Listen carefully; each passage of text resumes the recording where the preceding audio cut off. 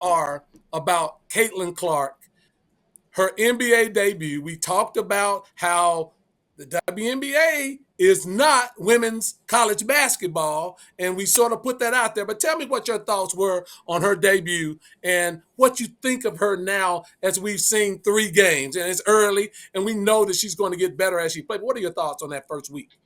I think a lot of people owe Diana Taurasi an apology. That's what I think. I think that what she said is spot on. Like, there's a lot of things that Kayla could get away with in college because she was a darling of Yep, college basketball that she can't get away with on this level, that she has to earn, right? yep, She hasn't yep, earned that yet. But I think that you saw, particularly in her first game, I think you saw the intricacies between the college game and the professional game. The ability for grown yep, women who get paid to play a sport, who are putting food on the table where this is their profession, watching them kind of dictate the way that she kind of maneuvered on the court. The subtle checks. Every time she went down the lane, you saw her getting hit, getting nudged. All those little things kind of throws you off rhythm, And if you played the game before, when you're going through and you're thinking about getting hit, you're thinking about a hand being on your waist, trying to move you where you are. And these women are strong. Trust me. yeah, A hand on the yeah, waist and be able to dictate the way that you move and dribble is a big deal, and they're allowing them to do that to her. So you saw her struggle with that in the first game.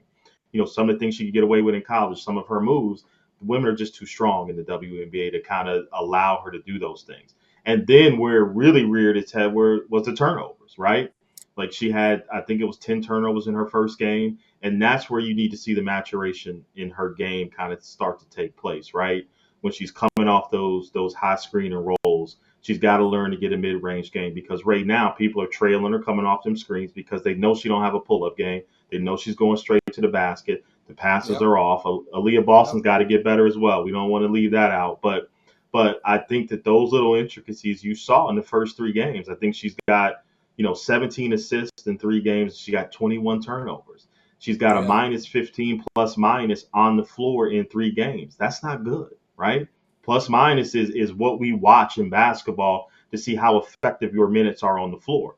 And while she's on the floor, her team is losing by 15. And that's not great from a person who holds and dictates how you play all the time. That's not a great thing. So will it translate at some point? Sure. But there's a lot that she needs to work on, and there's a lot of little things that I've watched. They are allowing defensive to play her physical, and that's why I love to watch the WNBA, because it's different than the NBA. Like, you can't touch anybody in the NBA. The officiating in the WNBA is completely different, and it's been really, really interesting to watch them be able to be physical with her. yeah, yeah. No, excellent points. Kippy Bannister, she agreed with you on a lot of your take about the Minnesota Timberwolves. Robert Agee, what's up, Robert? Thank you for watching. Serenade Fields, I think people are putting too much weight on Caitlin. Jordan and Kobe wasn't great in the beginning. Kobe wasn't. Jordan always been great, but that's the way I see it. And then, Doctor, you have to settle things through her off. Let's see what she does and how she builds again. The thing that more athleticism than she ever saw in college in the Sure. WNBA. Yeah. The game, to your point, Marv, much more physical, much more physical, and that shows. And then they had the book on her coming out of college, Marv. They Yeah. had it. Yeah. She goes left every time. She shoots her threes to the left. She doesn't do well going right. And they pressured her left, made her go right. When she went right, she turned the ball over. That's scouting. That's professional athletes, to your point, having to put food on the table and saying, look, we finna D her up. And then, all of this generational talent stuff. Guys, people were talking about this as a generational talent coming into the league. As I said, we need to temper that. She's a great player, but there's been generational talents at Taurasi, Lisa Leslie, all of these players were generational talents coming into the WNBA, and people, the hype was there because of this record. And that's not to say that she won't be a good player in the WNBA, but the hype was there. I need to get this comment that Asia Wilson said, Marvin. I want to get your point on it. Asia said, and I want to get the audience point of view on it. Asia said, a lot of this hype around Caitlin was because she's a Caucasian player. And Marv, what are your thoughts about it? Now, she can play basketball, but that build up, that hype for Caitlin flew through the roof.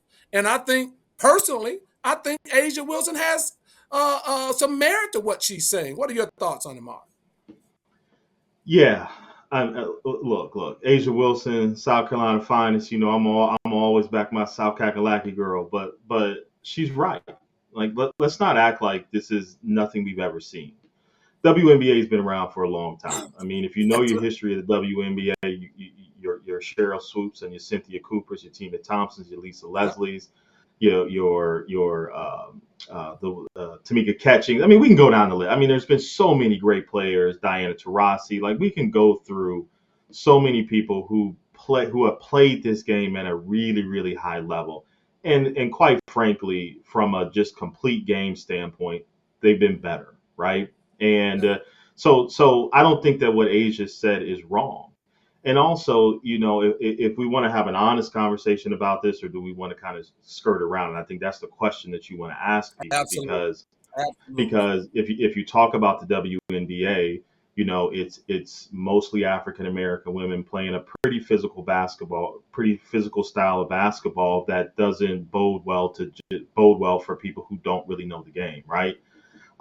We all know that historically women have been undervalued in this society, and the WNBA is no different, and particularly Black women, right? This is something that we've dealt with, societally for quite a long time. So I think Asia is taking some type of, feel about that in terms of like we've seen this before. And just because she shoots the three really well, there's been a lot of trailblazers and trendsetters that have come through this league that should have gotten the recognition that she's gotten, right? But it is twofold, Lee. Do you make this a cultural race issue, or is it something that you just kind of let go because Caitlin Clark may be great for the WNBA? There's two Yeah, sides to the way yeah, that you attack this, but I think you're being remiss if you don't bring up the fact that the WNBA in terms of sponsorship and all the things have been on the bottom of the totem pole. And why is that? Because men don't ever want to see women do something better than that they can do. Men love to see the sports that women look pretty in, right? Tennis, golf. They've got some of the highest sponsorships, and men like to look at pretty women. They don't view the WNBA that way, so sponsorship doesn't go that way. Mainstream media doesn't cover WNBA the way that they do tennis and the other sports and the glamorous. And when a WNBA player puts on eyelashes or has long hair or puts on makeup, they talk about them like a dog. So what is it that we're trying to do here? Are we going to have an honest conversation about this, or are we going to kind of skirt around the issue? But I know you got some feeling about it too. Well, you're right on point, Marv. And I'm gonna, Robert Ag said, "What about Cheryl Miller? Like, we have to give the goat her due because Cheryl Absolutely. Miller. And you got to give the goat her due. And Nancy McCuston. And hope I didn't butcher her last name. I agree that they're building up Caitlin. Others have got the same haven't got the same recognition. It's true. I mean, let's look. Her first game drew 2.1 million people watching that ESPN2 telecast. It was because, and that's we have to keep it real here. And you and Mar, we always say we're going to keep it real. She was a young white young lady that was playing and built that hype around her. Now she has some talent. We're not going to take away that she doesn't have talent. But let me say this: she's not the most talented female player that ever came into the WNBA. That's just not the case, and it's not true. And Marv, I never thought she was a generational talent. Others did. No, I never thought no, it. I never thought it because looking at her game, yeah, when you're playing against Iowa State and Nebraska and Wisconsin, you look great. But you're going into the league, and to your point, Marv, young African American ladies tatted up, probably played with a lot of men during their high school years, and they're physical. That's a different level of basketball, and you have to understand that. The other thing I wanted to get from you in the audience is this, Marv. The Las Vegas Aces, the city of Las Vegas gave each one of the Aces players $100,000 sponsorship. And we find out yesterday that now the WNBA is investigating that $100 sponsorship. Isn't it a isn't that a slap in the face to what the WNBA should be about? Isn't that a good thing? And why would they now make it out to be a bad thing and investigate this? That's what I was talking about when we talked about a couple of weeks ago, Marv, where this could go. it's a black eye because I think that's what you wanted. You wanted other teams and cities to do that. What are your thoughts about it, Mark?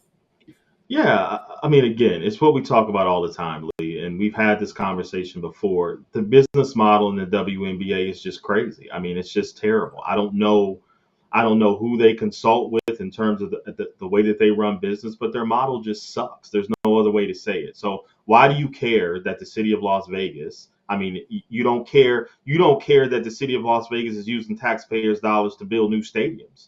You certainly didn't care about. I mean, let's just be real. You don't care Right. about that. You don't care when billionaires are using taxpayer dollars to be able to fund new stadiums to move teams around the NFL for the revenue.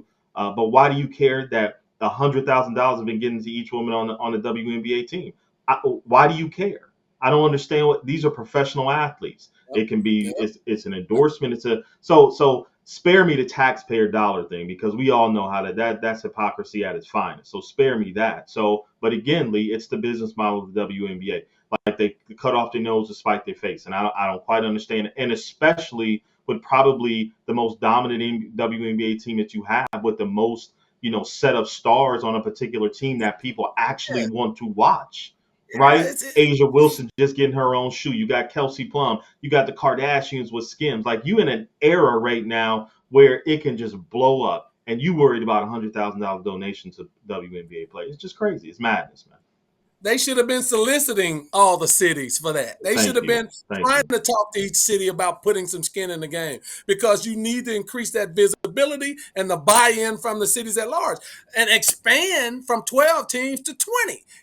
It's ridiculous. It's something that I think leadership is one of the biggest problems with the WNBA. Let's be honest. Yeah. And Yeah. so it's shameful. But we're gonna continue to watch and we're gonna continue to comment. I need to hear from some of my Caitlin Clark people. If y'all disagree with Marv and my take, please come into it. But we saw what we needed to see. I mean, she's a great player. She's going to be good. I think she's going to grow and get better, of course. But those that thought she was a generational talent and that she was going to come in and she has brought more notoriety to the league. Let's be honest about that. She brought in a different level because a lot of it was this young lady, white lady, we hope that's going to save the WNBA, but that's not the case. And there's some monsters in that WNBA, and they took it very seriously.